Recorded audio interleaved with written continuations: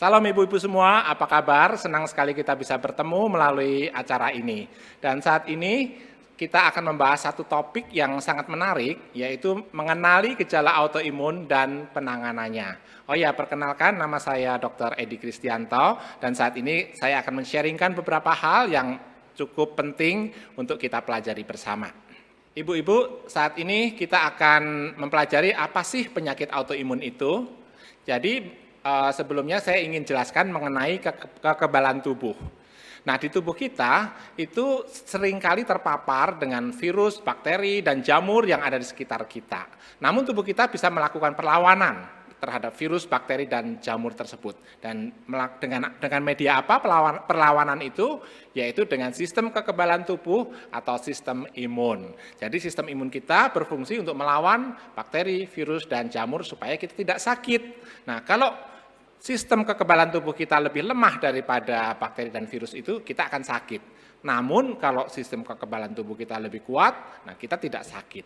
Nah, sekarang apa itu penyakit autoimun? Nah, di penyakit autoimun itu adalah kondisi di mana kekebalan tubuh kita bukan menyerang bakteri dan virus dan jamur tadi, namun menyerang diri kita sendiri. Sehingga tubuh kita, sel-sel sehat yang ada di dalam tubuh kita diserang oleh kekebalan tubuh kita. Kenapa demikian? Karena sistem kekebalan tubuh orang yang menderita autoimun itu melihat sel tubuh sebagai benda asing, sehingga sistem kekebalan tubuh melepaskan antibodi untuk menyerang sel-sel tubuh yang sehat tadi. Nah, ada satu buku yang berjudul The Autoimmune Epidemic. Dikatakan demikian, di Amerika itu penyakit autoimun mencapai 50 juta orang atau lebih dari 15,5%. Nah, sayangnya di Indonesia belum ada data yang lengkap yang menunjukkan berapa sih sebenarnya yang menderita penyakit autoimun itu. Ya, namun kemungkinan besar kita juga 15% lebih yang menderita autoimun di Indonesia. Bayangkan besar sekali. Jadi sebetulnya autoimun itu sudah seperti epidemi, namun tidak menular ya. Penyakit autoimun tidak menular, namun mirip-mirip epidemi. Penyakit ini ada di mana-mana, namun seringkali tidak terdeteksi ya. Dan penyakit autoimun mayoritas menyerang generasi milenial atau anak-anak muda ya. Dan di Indonesia wanita banding pria itu 9:1, artinya wanita 9 kali lipat lebih banyak yang terkena penyakit autoimun dibanding dengan pria. Nah, selanjutnya kita juga perlu mengenali gejalanya dan penyebabnya itu seperti apa.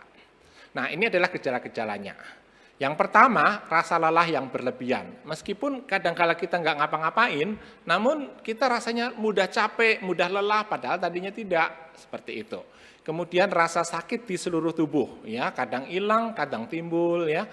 Kemudian demam yang nggak jelas penyebabnya, jadi bukan karena infeksi dan sebagainya, namun kadang-kadang anget badannya, namun demamnya rata-rata tidak tinggi sekali, jadi rata-rata demamnya di bawah 38 derajat Celcius. Nanti kalau istirahat bisa hilang sendiri demamnya, kemudian suatu saat timbul lagi demikian. Kemudian berat badan berubah, biasanya sih bertambah kurus, meskipun ada beberapa jenis autoimun bisa bertambah berat gitu ya. Kemudian terjadi kerontokan rambut. Nah, gejala-gejala yang saya sebutkan ini itu tidak muncul sekaligus, namun hanya muncul 1 atau 2 gejala saja. Jarang yang 3 atau lebih daripada gejala ini ya. Jadi kalau ditemukan gejala-gejala seperti ini, saya sarankan ibu-ibu untuk segera memeriksakan diri ke dokter terdekat, dokter ibu-ibu sendiri. Nah, penyebabnya apa? Penyebab penyakit autoimun itu ada beberapa penyebab. Faktor genetik itu berperan sekitar 5-15% saja. Polusi lingkungan itu juga berperan. Hormonal juga berperan. Penyakit infeksi juga. Bahkan kekurangan vitamin D itu juga berperan sangat besar pada penyakit autoimun. Kalau dulu nih penyakit autoimun itu banyak terjadi di Eropa, karena itu disebut penyakit autoimun itu penyakitnya orang Eropa. Karena di sana sinar matahari tidak sebanyak pada daerah-daerah tropis. Nah, Indonesia ini termasuk daerah tropis. Namun penyakit autoimun di Indonesia itu sekarang banyak. Kenapa demikian? Karena sekarang sudah orang-orang takut dengan sinar matahari atau menghindari sinar matahari. Bahkan seringkali saya dapat pasien, ibu-ibu ambil jemuran ke depan rumah aja mesti pakai payung gitu ya. Jadi menghindari sinar matahari. Jadi pernah dilakukan satu riset di daerah-daerah Asia itu termasuk Indonesia, itu penyakit autoimun ternyata memang banyak gitu karena orang menghindari sinar matahari sebagai sumber vitamin D. Kemudian gangguan mikrobioma usus atau bakteri-bakteri yang baik di usus ya berkurang ya pada orang-orang yang banyak minum antibiotik atau pola makannya kurang bagus itu akan menyebabkan ini. Kemudian leaky gut atau perembesan usus, di mana zat-zat makanan merembes dari usus dan langsung masuk sirkulasi darah tanpa dicerna. Itu disebut leaky gut atau perembesan usus. Ini erat kaitannya dengan mikrobioma. Ya. Kemudian kekurangan enzim. Nah ini menjadi salah satu trending yang banyak dibahas. Karena kemungkinan besar penyakit autoimun erat kaitannya dengan masalah kekurangan enzim yang ada saat ini. Ya. Nah saya akan jelaskan lebih lanjut mengenai hubungan pola makan, enzim, dan penyakit autoimun. Nah, ibu-ibu, ada satu buku yang sudah saya baca beberapa kali. Ini bukunya bagus, judulnya The Miracle of Enzyme. Ya. Sekarang sudah diterjemahkan dalam bahasa Indonesia dan dijual di toko-toko buku. Ya. Buku ini ditulis oleh Dr. Hiromi Shinya dari Jepang. Jadi dokter ini punya istri, itu nyonya beliau itu meninggal karena leukemia. Leukemia itu termasuk penyakit autoimun yang menyerang darah. Ya. Nah setelah itu beliau melakukan banyak sekali penelitian dan menemukan bahwa dalam tubuh manusia memang terdapat berbagai jenis enzim. Namun ada beberapa jenis makanan yang bisa menguras atau menyedot enzim begitu banyak untuk mencernanya. Ya. Dengan demikian tubuh kita akan kekurangan enzim. Ya. Pada saat itu terjadi, kemudian kita makan makanan apapun juga, maka makanan tidak bisa dicerna dengan sempurna karena kita kekurangan enzim tadi. Akibatnya apa? Makanan akan merembes atau keluar daripada usus dan tidak dicerna dengan sempurna.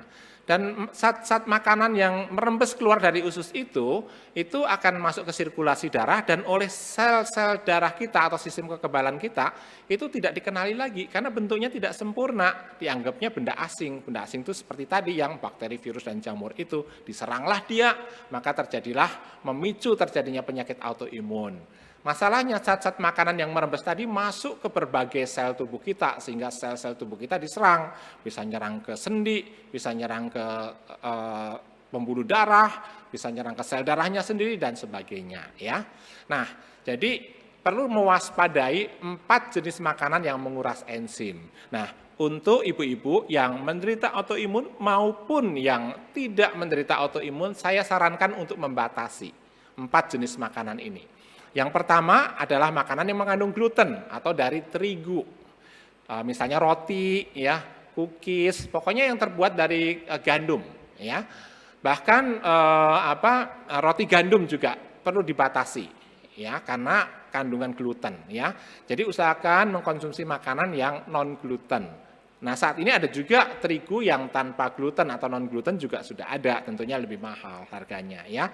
Nah jadi kalau ibu-ibu masak ya membuat kue dan sebagainya bisa mengganti terigu misalnya dengan mokaf. Nah itu non gluten ya. Kemudian susu sapi. Susu sapi ini sebetulnya mengandung kalsium, protein yang bagus untuk tubuh kita. Nah, kenapa ini perlu dibatasi? Yang dimaksud di sini adalah susu sapi yang sapinya dikasih pakan buatan. Karena bahan-bahan pengawet pada pakan sapi itu masuk ke dalam susu sapi dan mengakibatkan menguras enzim di pencernaan kita. Ya, jadi perlu menghindari susu sapi yang dari sapi yang tidak makan rumput. Memang susah bedain kalau udah jadi susu karena bentuknya juga sama gitu ya. Nah, jadi termasuk produk-produk turunannya seperti misalnya keju, mentega, begitu ya. Pokoknya yang terbuat dari susu sapi ya. Nah, kenapa ya sekarang autoimun itu begitu banyak terjadi? Ada kemungkinan ya, ini belum pernah dilakukan penelitian sih, ada kemungkinan erat kaitannya dengan bayi-bayi yang sejak anak-anak atau bayi yang sejak kecil dikasih susu formula yang terbuat dari susu sapi. Nah, kalau menurut Dr. Hiromi Shinya, di Jepang penyebab autoimun terbanyak atau terbesar adalah dari susu sapi ini ya. Kemudian yang ketiga adalah gula. Oh ya, sorry. Yang mengenai susu sapi tadi itu teman-teman bisa ganti yang lain, misalnya dengan susu kedelai atau susu kambing, karena kambing biasanya tetap dikasih rumput ya.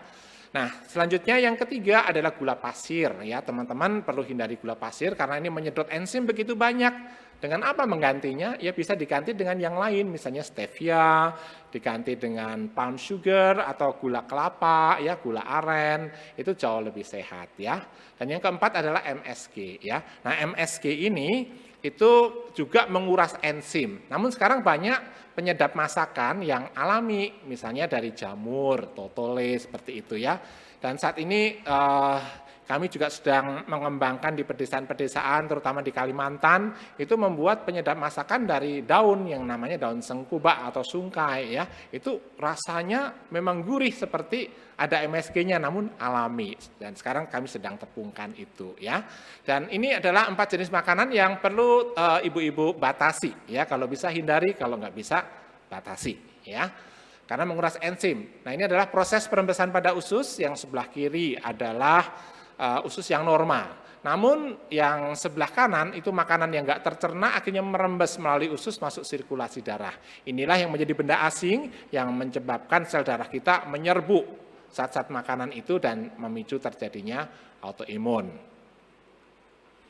Nah, selanjutnya kita akan bicarakan contoh berbagai jenis penyakit autoimun ya. Penyakit autoimun jenisnya banyak, namun saya sebutkan hanya beberapa saja ya. Nah, menurut data yang ada sekarang terdapat 157 jenis penyakit autoimun. Jadi banyak banget ya.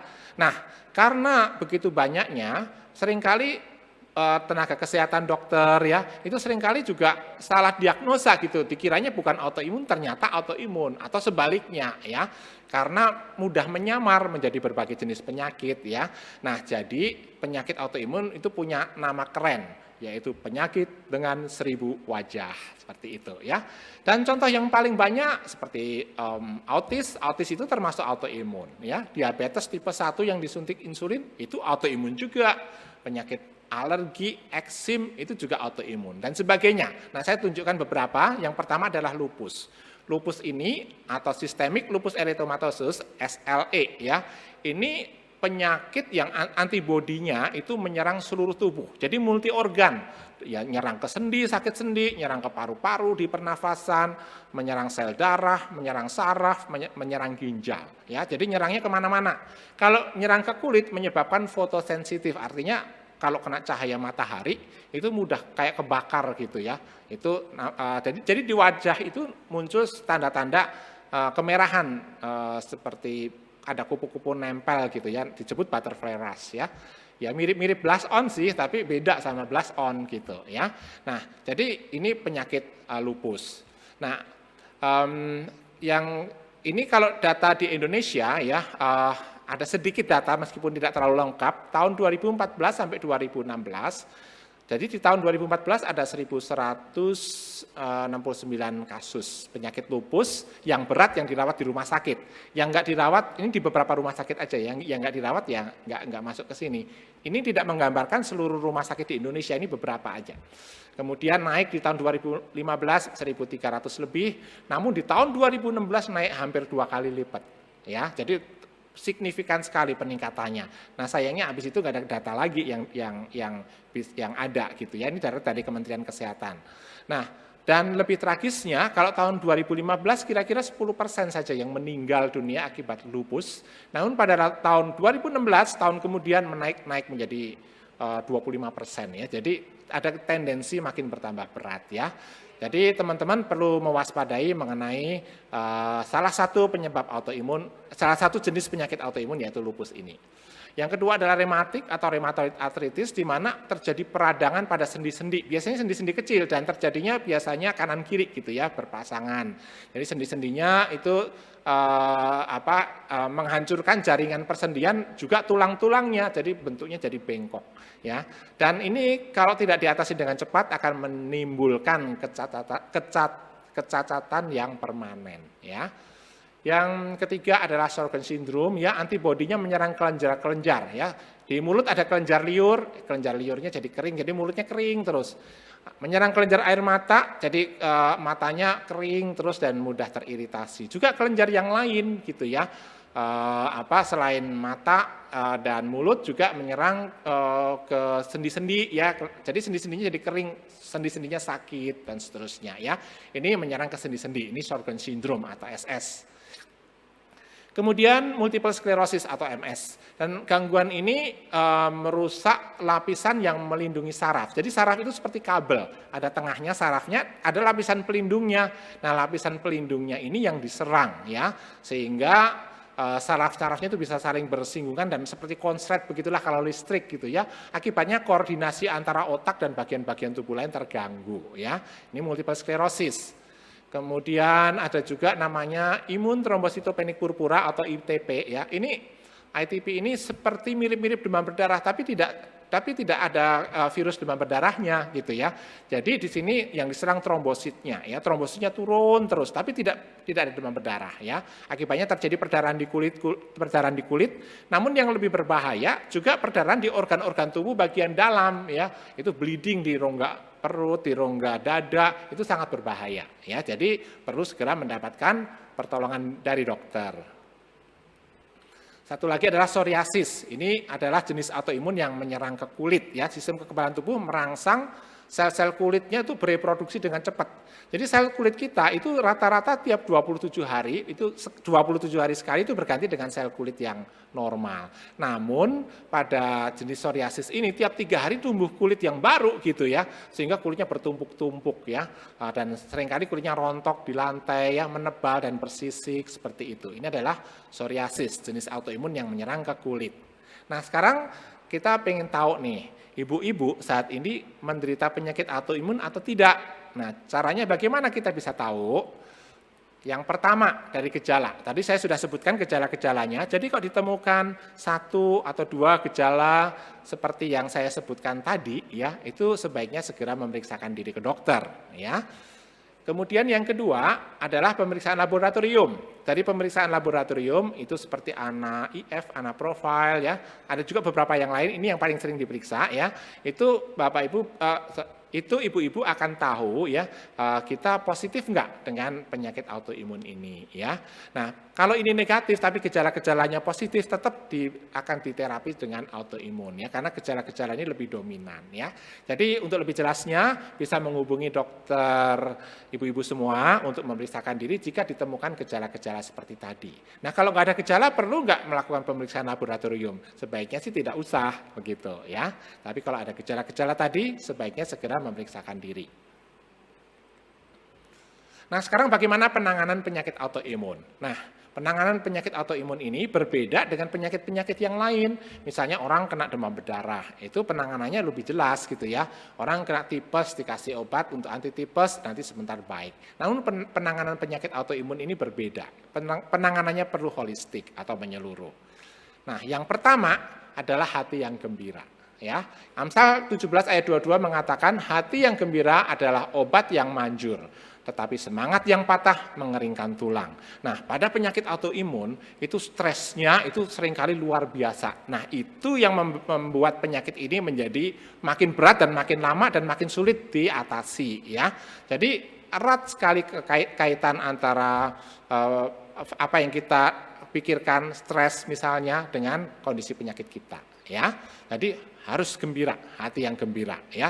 Nah, coba bayangkan orang yang autoimun tadinya aktif ya, energik ya, mungkin sedang memimpin satu perusahaan yang cukup besar, sedang berbisnis dan sebagainya, tiba-tiba sakit, bahkan napak kaki ke lantai aja udah kesakitan, apalagi beraktivitas, stamina mudah menurun, capek dan sebagainya, mikir itu seperti ada brain fog, seperti ada kabutnya gitu ya, nggak bisa berpikir jernih ya. Jadi itu membuat stres makin berat lagi. Seperti itu ya. Jadi hati yang gembira adalah obat ya. Nomor 1. Yang nomor 2, ibu-ibu perlu memiliki waktu yang cukup untuk istirahat, untuk rekreasi dan untuk berolahraga ya.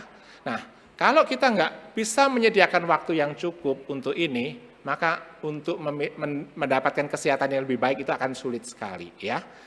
Nah, saya banyak pasien-pasien yang mengalami autoimun itu mereka para wanita karir ya, dan mereka kerja luar biasa gitu ya.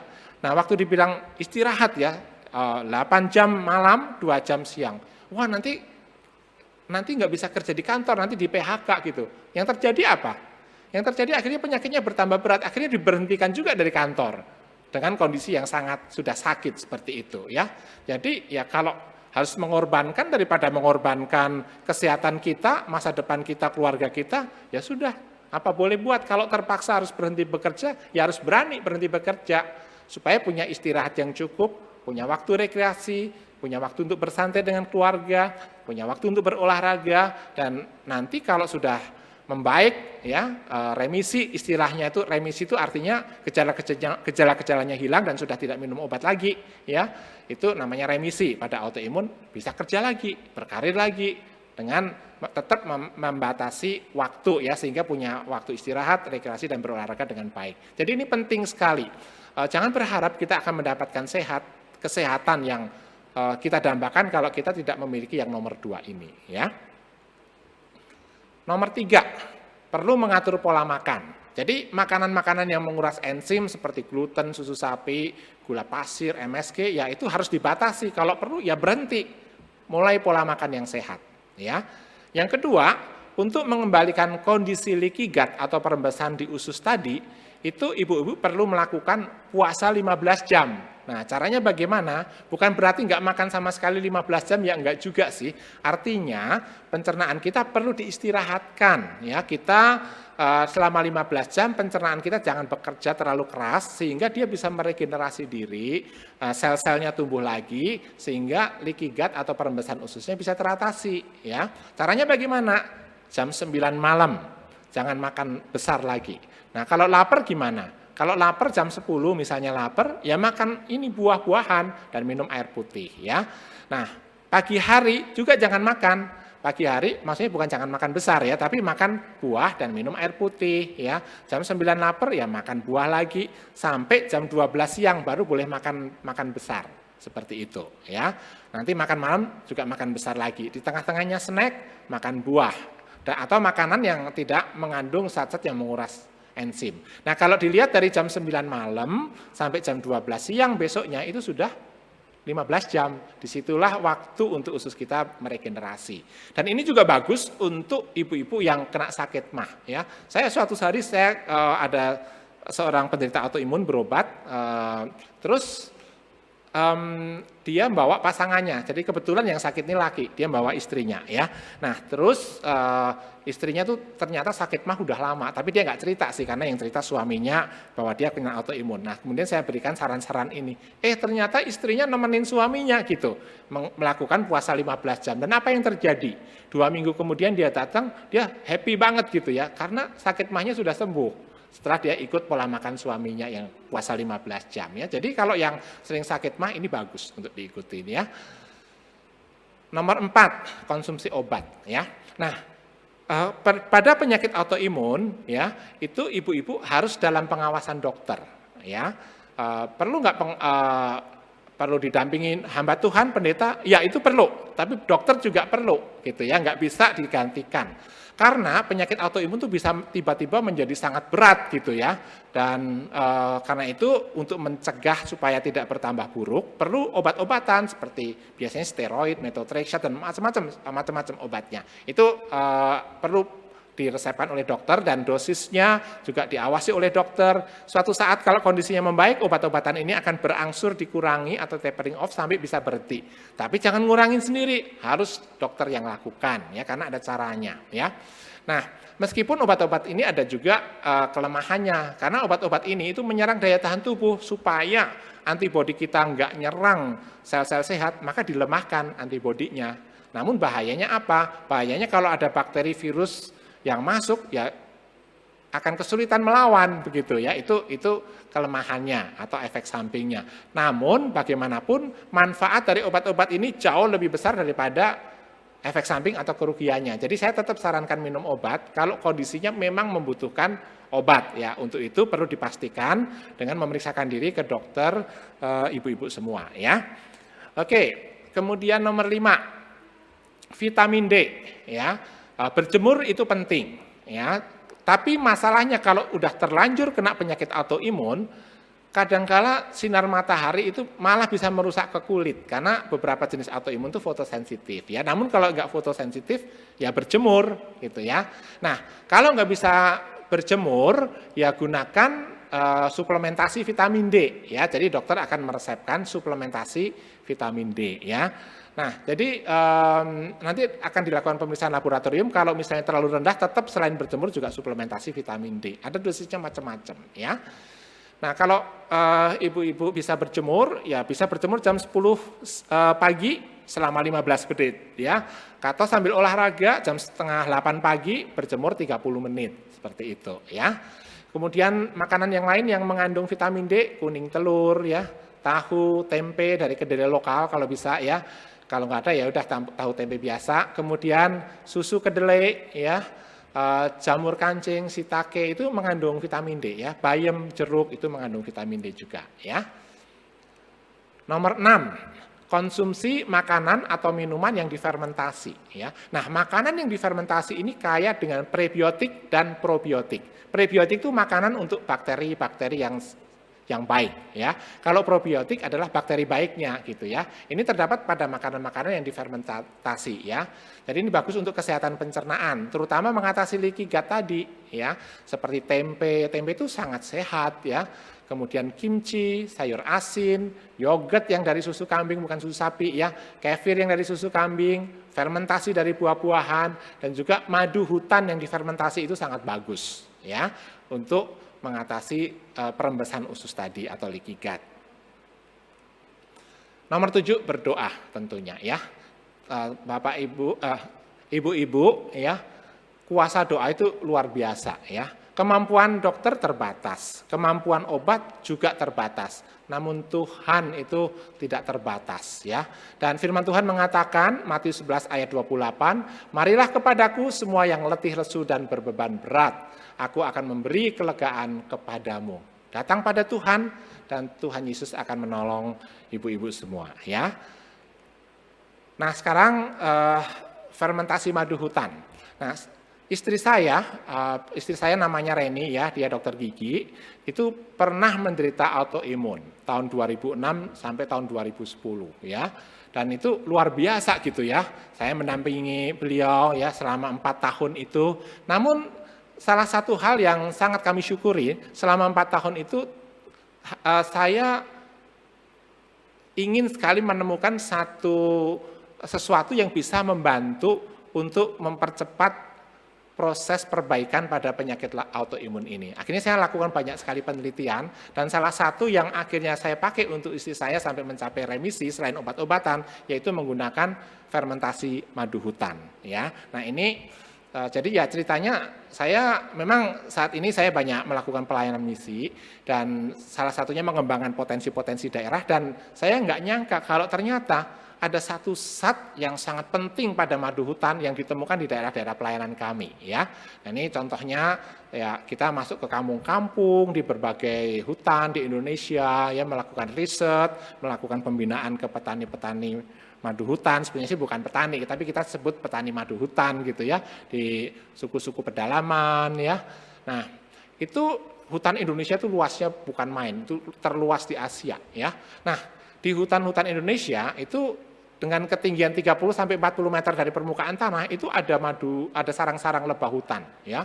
Seperti ini. Satu pohon itu memiliki 50 sampai 100 sarang ya, dan pohonnya itu jutaan gitu ya, luar biasa ini ya. Nah, ini di sana bersarang Apis dorsata atau lebah hutan atau giant bee ya, dan ini menghasilkan madu hutan ya. Sarangnya itu lebarnya sekitar 1,5 meter ya, tingginya sekitar 1 meter ya, dan di situ bersarang lebah hutan yang besar-besar gitu ya, seperti itu. Dan setiap sarang ini menghasilkan 20 sampai 30 liter madu per sarang. Coba bayangkan ya, Tuhan berkati negara kita luar biasa ya. Nah, ini proses pemainannya, jadi ya melalui kerjasama dengan Jaringan Madu Hutan Indonesia, ya dibinalah petani-petani madu hutan di pedalaman-pedalaman ini ya. Nah, misalnya kalau motong sarang lebahnya nggak boleh semuanya dihabisin, itu merusak alam, nanti nggak ada lagi lebah yang bersarang di situ karena larvanya ikut mati. Jadi yang diambil hanya sebagian aja yang ada madunya ya. Terus harus pakai sarung tangan bersih, pisaunya nggak boleh pakai mandau atau pakai golok, nanti kena karatnya merusak madu. atau meracuni, harus pakai stainless steel. Jadi semuanya diajari seperti itu ya. Jadi kita dalam penelitian saya itu saya selalu gunakan memang madu yang dari pohonnya sampai kita dapatkan itu terolah dengan sangat baik ya, memenuhi standar yang sudah ditentukan ya. Jadi kalau beli-beli aja nggak membina petaninya ya sulit mendapatkan madu seperti itu ya. Nah, kemudian biasanya sih kalau habis diambil masukin ke bekas ember bekas dan sebagainya gitu ya, sehingga ya kotor. Kalau kita enggak ya, harus pakai wadah makanan yang food grade, ditampung, harus ditutup ya. Jadi betul-betul bagus, higienis seperti ini ya. Nah, ini dari Jaringan Madu Hutan Indonesia ya. Di Indonesia itu kerjasama dengan PT UKMI, Usaha Kita Mandiri Indonesia ya. Yang itu sekarang banyak membina petani madu di Indonesia ya, dan kita bisa mendapatkan madu yang sangat bagus dari sini. Disinilah saya mendapatkan bahan-bahan penelitian saya juga ya. Nah, ini contohnya setelah dipanen masukin ke pail yang food grade. Pail itu jerigen yang gede gitu ya. Satu jerigen itu bisa menampung 30 kilo madu ya. Nah, kemudian dikasih barcode untuk menunjukkan lokasinya di mana, hutan sebelah mana, siapa yang manen, siapa yang mengekstraksi madunya, sehingga kalau ada kerusakan kita akan tahu ya. Dan ini dimonitor ya. Nah, ternyata di dalam madu hutan itu terdapat enzim ya, yang seperti enzim yang ada pada tubuh manusia. Jadi itu satu-satunya hanya ada di madu hutan, tidak ada di zat-zat alami yang lain ya. Nah, ini enzim-enzimnya jenisnya banyak sekali, diperkirakan ada 65 jenis enzim, namun ini yang baru bisa terdeteksi karena keterbatasan laboratorium dan sebagainya ya. Nah, terus pada waktu itu saya berikan ini ke istri saya gitu ya, karena pada autoimun banyak yang mengalami leaky gut tadi ya, supaya mensuplai memberikan enzim-enzim yang baru ya, sehingga bisa mengatasi leaky gut-nya. Dan apa hasilnya? Ternyata tidak ada hasilnya ya. Nah, jadi saya sempat kecewa juga, kenapa kalau diperiksa laboratorium enzimnya begitu banyak, waktu diminum manusia, diberikan ke istri saya khususnya, kok seperti tidak ada hasilnya ya. Nah, jadi ternyata itu enzim-enzim itu ada yang ngikat ya, namanya ikatan lipoprotein. Itu biasa terdapat pada tanaman, namun ada di madu karena lebahnya itu ngambil nektar dari tanaman gitu ya. Nah, jadi berlama sekali, lebih dari 1 tahun saya meneliti gimana caranya supaya ikatan lipoprotein itu bisa dilepas gitu ya. Nah, kalau lebahnya makan madu, dia bisa memutuskan lipoprotein, tapi kalau manusia enggak bisa gitu ya. Nah, ternyata setelah dengan beberapa penelitian, ternyata dengan fermentasi yang dilakukan pada suhu yang sangat rendah, itu bisa memutuskan ikatan lipoprotein sehingga enzimnya bisa keluar, bisa aktif ya. Nah, ini contohnya, ini ikatannya ya. Jadi yang merah-merah itu enzimnya ya, itu diikat tuh sama lipoprotein ya, sehingga dia nggak bisa bekerja ya. Nah, ini kemudian saya lakukan fermentasi ya. Fermentasinya juga agak rumit sih ya. Dulu saya sempat ngajarin teman-teman, saya ajarin dilakukan di rumah, namun banyak gagalnya. Nah, namun sekarang nggak gagal karena sekarang ini kami lakukan fermentasi di winery ya, di Gianyar, Bali ya. Nah, di situ bisa difermentasi dengan tekanan tertentu, suhu yang rendah, termonitor ya. Nah, setelah beberapa bulan akhirnya enzimnya bisa dilepaskan semua dan itu menjadi aktif seperti ini ya. Nah, itu yang bisa saya sampaikan ya. Nah, saya perlu menyampaikan di sini bahwa semua yang saya ceritakan di sini itu untuk menambah pengetahuan ibu-ibu semua, bukan bermaksud untuk menggantikan konsultasi dengan dokter. Jadi, kalau mengalami gejala-gejala seperti tadi atau sudah mengalami autoimun, tetap membutuhkan konsultasi dengan dokter ya. Nah, kalau ibu-ibu membutuhkan konsultasi melalui WhatsApp, bisa menghubungi nomor telepon yang ada di sini atau bisa mendapatkan info-info di Instagram kami. Nah, kiranya Tuhan memberkati ibu-ibu semua dan sampai jumpa di kesempatan yang akan datang. Dan saat ini sebagai penutup saya ingin Ibu Reni men-sharingkan ya bagaimana pengalamannya, perjuangannya waktu menderita penyakit autoimun dan sampai sekarang sudah remisi ya. Silakan Bu Reni. Ya, saya Reni, ya seperti diceritakan tadi bahwa saya ini survivor autoimun ya.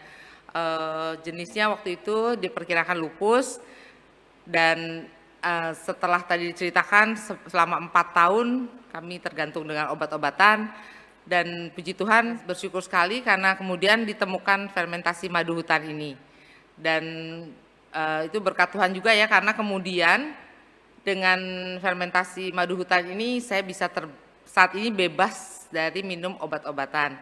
Tapi memang pola hidup tidak dipungkiri harus dijaga. Selain itu juga